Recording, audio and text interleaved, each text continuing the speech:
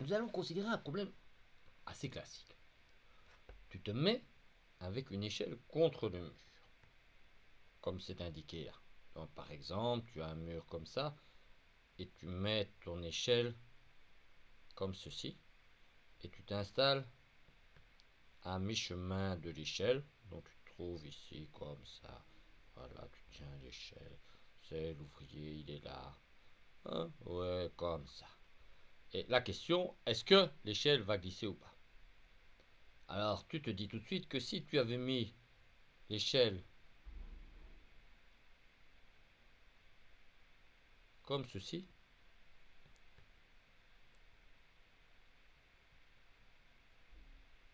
là, voilà, tu as plus l'impression que là, elle risque de glisser que ici.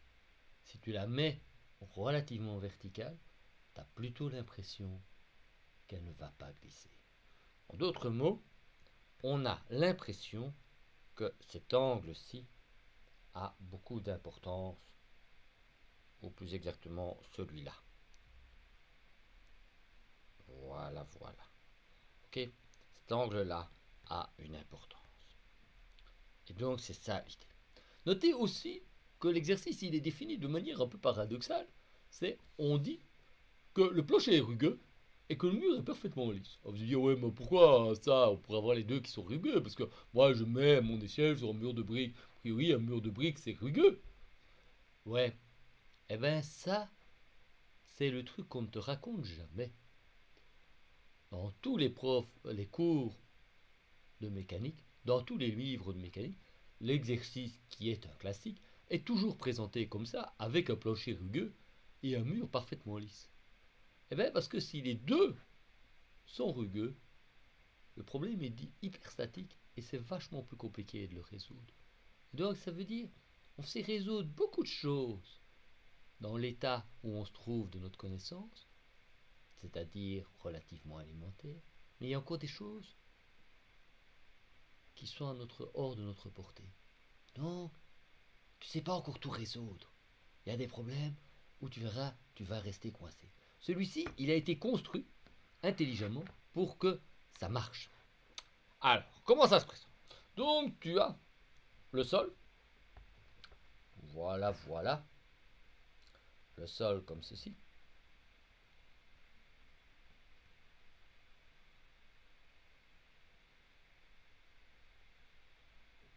Tu as l'échelle qui se présente comme ça. Il va y avoir donc une réaction ici dans le sens avec du frottement ici. Une réaction au sol de ce point-là vertical que je vais indiquer comme ceci.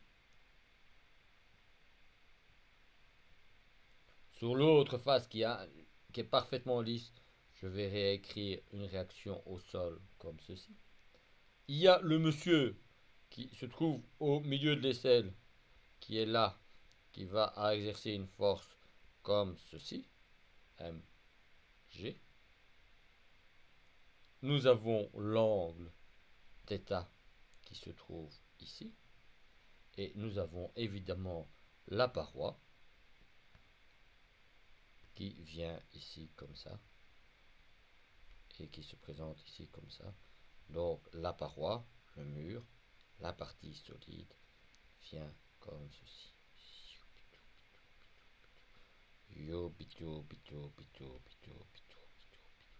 Ok. Et la question c'est l'échelle va-t-elle glisser?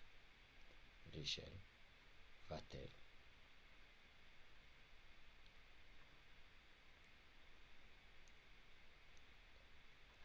glisser? C'est ça la question. Ah ouais, mais comment est-ce qu'on va résoudre cette question? Eh bien, on va utiliser les deux équations qui sont disponibles. On considère qu'on est de la statique, et donc on a la somme des forces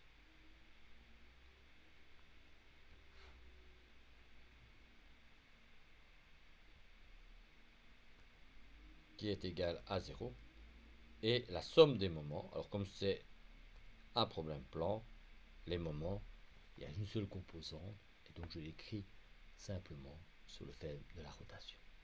Et donc j'ai trois équations. Voilà, trois équations.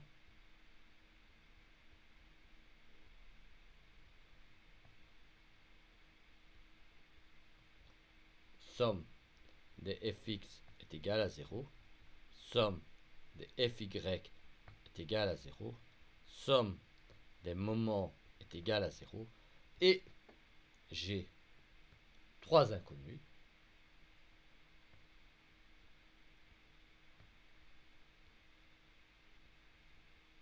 Qui sont quoi? F, N1, N2. Et tu vois tout de suite pourquoi j'aurais un problème si je disais que le mur était rugueux.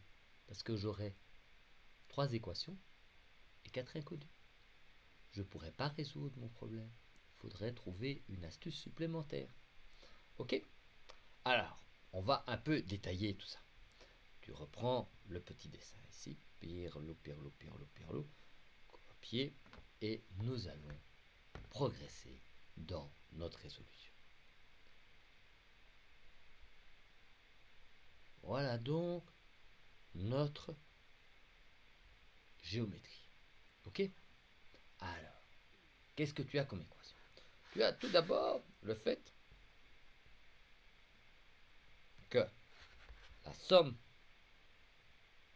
des fx est égale à 0.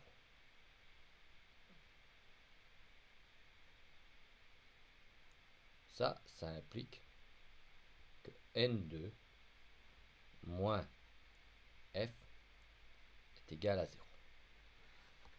Alors tu vois, le frottement, c'est bien, on empêche que l'échelle glisse, il va bien s'opposer à la descente du truc. On sent que le signe du frottement, je l'ai un peu deviné.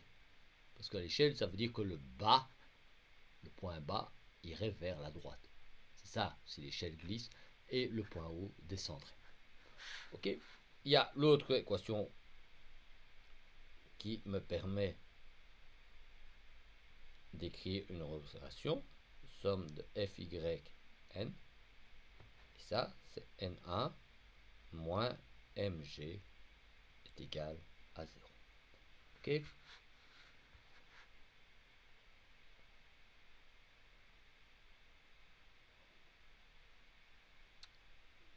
Ça va? Alors, comment est-ce que ça se présente? Maintenant, il reste la somme des moments est égale à 0.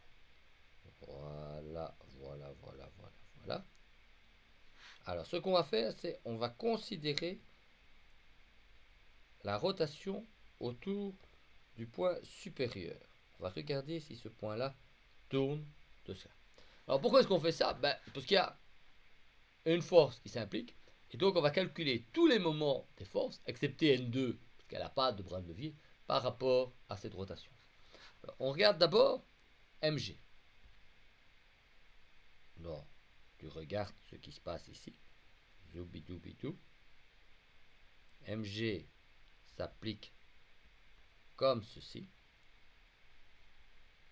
Donc le bras de levier pour Mg, il est ici. Ça c'est R perpendiculaire. C'est donc le bras de levier. Et ça c'est égal à sinus θ fois L demi. Où L, c'est la longueur de l'échelle. Puis on va faire celui d'en bas.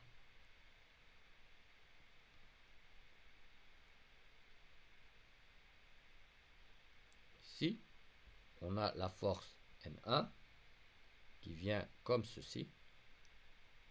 Et son bras de levier à cette force-là, c'est sinus θ fois L. Puis, on a le frottement, et le frottement, il exerce aussi un bras de levier. Mais il s'exerce comme ceci. Et donc, son bras de levier au frottement, c'est cette longueur-ci. Et ça, c'est cosinus θ fois F. Okay. Alors, la somme de tous les moments, ça fait quoi? Ça fait 0. Alors, par rapport au sens de rotation que j'ai indiqué, la flèche, le poids, il travaille dans l'autre sens. Donc, il fait tourner l'échelle dans l'autre champ. On voit bien que cette force-ci, avec ce bras de meunier, ça fait tourner comme ceci. Cette force-là, elle fait tourner comme ceci. Cette force-ci, il applique comme ça, elle va faire tourner comme ceci. Donc il y a une force, la force qui fait tomber le truc, c'est N1. Donc on a moins mg sin θ L demi plus N1. Mais N1, on voit tout de suite que c'est mg. C'est donc plus mg sin θ de L. Donc ça, c'est N1. Moins F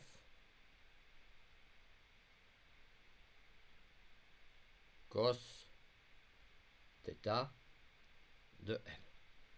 Okay. Donc, on a ceci, c'est le moment de mg. Celui-là, c'est le moment de N1. Et le dernier, celui-là, c'est le moment de F. Alors, l'équation est un peu cachée, alors on va la bouger pour que vous la voyez bien, que je suis devant, là, voilà, et là, tu vois bien l'équation. Donc, tu vois, la somme des moments va me donner la relation finale qui va me permettre de trouver la dernière inconnue, puisque N2 et F sont les mêmes. Donc tu vois, les trois inconnues, elles sont ici, F, oh, c'est un peu gros, voilà, F ici, N1, N2. Donc là, j'ai trois équations, et la dernière équation va me permettre de trouver F ici. Une fois que j'ai F, Fx va me permettre de trouver N2, somme des Fy va me permettre de trouver, permis de trouver N1. Et donc j'aurai bien le F requis. Oui, alors tu vas me dire, oui, mais le F, il est un peu relié au alors, ah ouais, il est un peu relié alors. Parce qu'on va tout de suite voir que vaut le F. Alors, regarde, tu reprends cette expression-ci. Voilà, tu la copies. Et on va aller sur la prochaine équation. Voilà, on reprend cette équation-là. Et qu'est-ce qu'on fait? Tu peux déjà simplifier. Notez que quand l'échelle est sur le point de tomber, donc elle va tout juste être sur le point de tomber. Tu as le cas là, l'échelle est ici, et elle va se mettre à chuter. Et quand elle est tout juste à la limite, c'est quand le frottement est maximal, parce que c'est le frottement qui empêche l'échelle de glisser, c'est quand Fs, F, est égal à mu statique fois mg. Mg, c'est la force normale, et c'est mu statique. Donc ça, c'est le frottement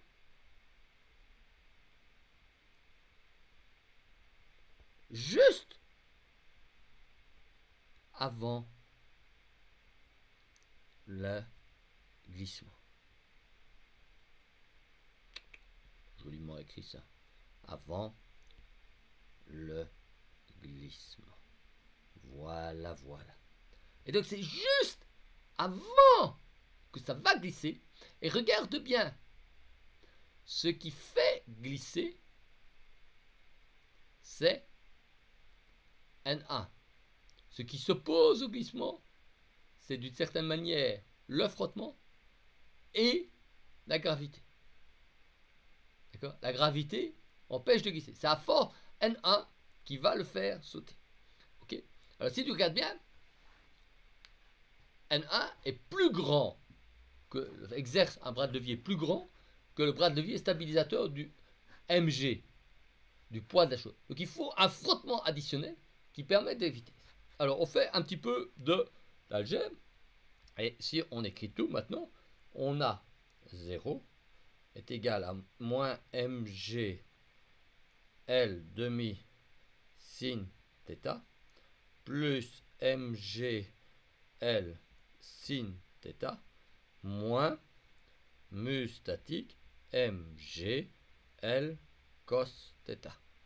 Bon, alors une fois que tu as ça, facile, tu simplifies tous les m. Tu simplifies tous les m. Tu simplifies tous les g. Tu simplifies tous les l.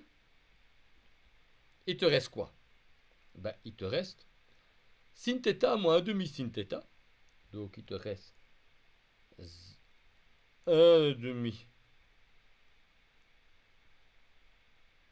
sin θ. Alors celui-là, tu le mets de l'autre côté, est égal à mu statique cos θ. Tu trouves que tangente θ est égal à 2 mu statique. Et donc tu vois tout de suite que entre le coefficient de frottement et l'angle qui va permettre que l'échelle reste stable, il y a un lien immédiat. Et donc, on a résolu le problème. Tu as un mu statique.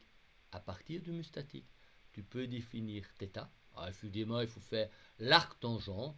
Donc, θ est égal à l'arc tangente de 2 mu statique.